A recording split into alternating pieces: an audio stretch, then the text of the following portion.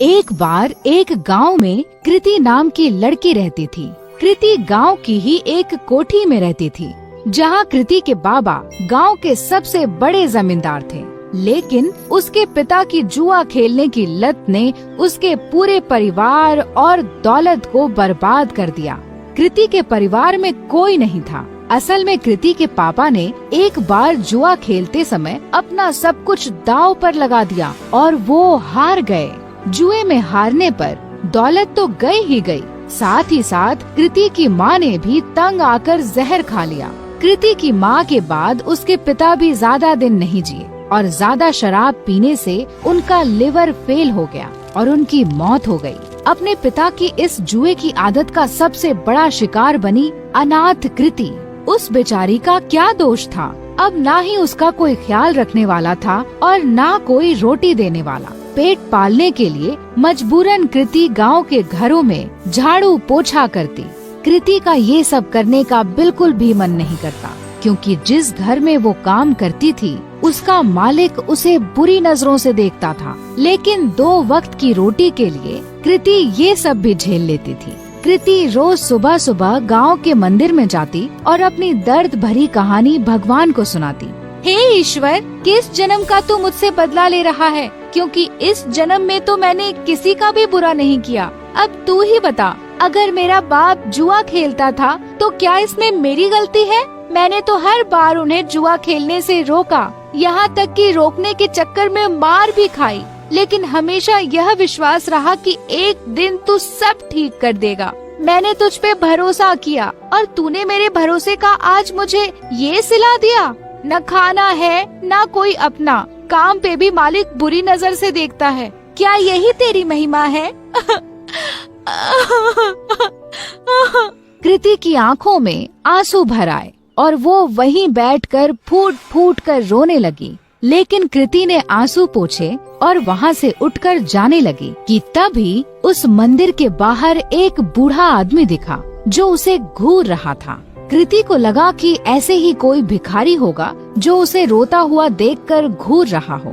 कृति उस पर बिना ध्यान दिए वहाँ से तुरंत अपने घर चलती बनी। लेकिन अब तो उस बूढ़े आदमी की कृति को देखने की आदत पड़ गई थी। जब भी कृति मंदिर जाती और भगवान को अपनी आप बीती बताती, वो बूढ़ा वहीं खड़ा उसकी बातें सुनता और उसे घूरा करता, लेकिन कभी मंदिर के बाहर कृति का पीछा नहीं करता। कृति को लगा कि वो बेचारा भीख की आस में उसे देखा करता है। कृति के पास कोई बहुत ज्यादा पैसे नहीं थे, फिर भी वो दान पुण्य करने में बिल्कुल भी हिचकिचाती नहीं थी। एक दिन मंदिर के बाहर खड़ा वो बूढ़ा आदमी जब कृति को घूर रहा था, तो कृति भगवान के पास जाने की बजाय उस बूढ़े के पास गई। बाबा जी, अगर पैसे चाहिए तो बेहिचक मांग लिया करो। ऐसे किसी और को घूरोगे तो वो गलत मतलब निकालेगा। काश बेटा, तेरे जैसा साफ दिल भगवान ने सबको दिया होता। कुछ दे दे बेटा। कृति ने अपनी जेब से एक 10 का सिक्का निकाला और उस भिखारी के जेब में डाल दिया। बाबा जी, अभी इतने ही हैं, आगे जब ज्यादा कमाने लगूंगी तब ज्यादा दूंगी। अरे बेटा, सच्चे दिल से दिए गए 1 रुपए भी मैं खुशी खुशी रख लूं, फिर तेरे 10 रुपए तो लाखों के बराबर हैं। भगवान तेरा भला करे। ये कहकर वो भिखारी चला गया। किसी गरीब की मदद करके कृति को बहुत खुशी हो रही थी। कृति मंदिर में दर्शन करके फिर से अपने घर चली गई। उस दिन जब कृति अपने मालिक के घर काम करने गई, तो वहाँ पर उस दिन उसके मालिक के अलावा कोई नहीं था। क्या हुआ मालिक, आज घर पर मेम साहब नहीं है क्या? मेम साहब, वो तो आज अपने मायके गई हुई हैं। वैसे उनके बारे में क्या पूछ रही हो? भला तुम्हारे और मेरे बीच में उनकी क्या जरूरत? अपने मालिक से ये सुनकर कृति कुछ सहम सी गई। मालिक, मैं जरा घर की साफ सफाई कर देती हूँ। ये कहकर कृति घर की साफ सफाई करने लगी। अपने मालिक के डर के मारे आज कृति ने जल्दी जल्दी सारा काम खत्म कर दिया। लेकिन काम करके जैसे ही कृति घर जाने के लिए दरवाजे की ओर बढ़ी, वैसे ही उसका मालिक दरवाजे के सामने आकर खड़ा हो गया। मालिक, दरवाजे से हट जाइए, मुझे घर जाना है। लेकिन मालिक अपनी जगह से टस से मस न हुआ और वहीं खड़ा रहा। मालिक, दरवाजे से हटिए, ये कहकर जैसे ही कृति ने मालिक को दरवाजे से हटाने की कोशिश की, वैसे ही मालिक ने कृति का हाथ पकड़ लिया। अरे ऐसे कैसे जाने दूं? आज तो मौका मिला है मुझे, बीवी भी घर पर नहीं है, आज तो तुझे नहीं जाने दूंगा। ये कहकर मालिक तुरंत कृति पर लपका। डरी सहमी कृति तुरंत अपनी इज्जत बचाने के लिए भागी, लेकिन उसका मालिक उसका पीछा नहीं छोड़ रहा था। तभी एक कोने में कृति को डंडा पड़ा हुआ दिखा और वो उसके पीछे दौड़ी। अब की बार कृति का मालिक जैसे ही उसे पकड़ने के लिए लपका, वैसे ही कृति ने उस डंडे को उठाकर उस मालिक के सर पर दे मारा और तुरंत दरवाजे से निकलकर वहाँ से भाग गई। फूट फूट कर रोती कृति बिना रुके भागती जा रही थी।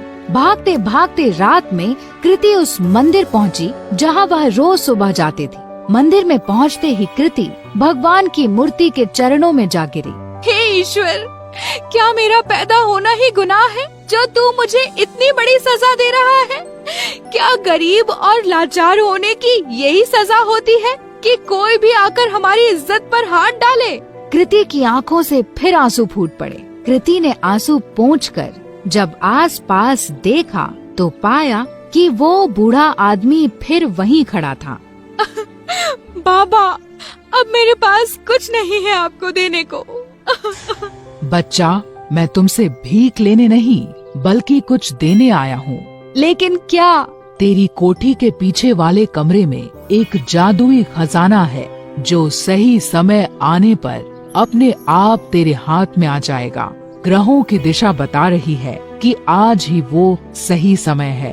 कृति पहले से ही परेशान थी और ये सब सुनकर उसे और गुस्सा आ गया। बाबा जी, आपने मेरा दिल बहलाने के लिए ये सब कहा, मुझे बहुत अच्छा लगा, लेकिन मुझे झूठ पसंद नहीं। ये कहकर कृति अपनी कोठी की ओर चल दी।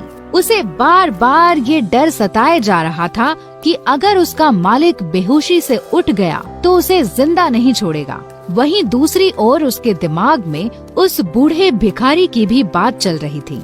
घर पहुँचते पहुँचते आसमान में बादल छा चुके थे और ऐसा लग रहा था कि मानो जैसे बहुत जोर की बारिश होने वाली है। कृति के कोठी में पहुँचने के कुछ देर बाद ही बारिश शुरू हो गई और बहुत जोर से पानी बरसने लगा।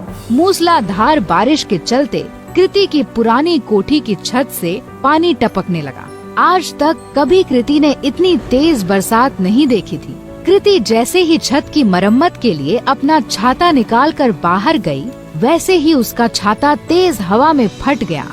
परेशान कृति फिर अंदर आई और सर ढकने के लिए कुछ ढूंढने लगी। आगे कुछ ना मिलने पर वो कोठी के पिछले हिस्से में चली गई, जहां उसके बाबा का पुराना कबाड़ रखा था। ढूंढते ढूंढते उसी कबाड़ में कृति को एक छाता मिला। चलो इसी से काम चलाया जाए।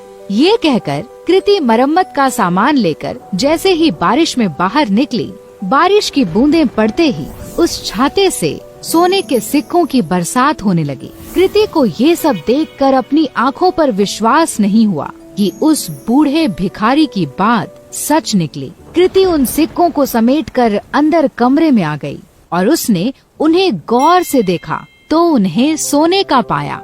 खुशी से पागल कृति की आंखों में आंसू आ गए। अब मुझे अपने मालिक के जैसे गंदे लोगों के लिए काम करने की जरूरत नहीं। कृति ने उसी रात अपना सामान बांधा और इस गांव को छोड़कर उस छाते के साथ निकल गई। एक दूर बड़े शहर में जाकर उन सोने के सिक्कों को बेचकर कृति को खूब पैसे मिले, जिससे उसने एक घर, एक गाड़ी और अपनी सारी ख्वाहिशें पूरी कर ली।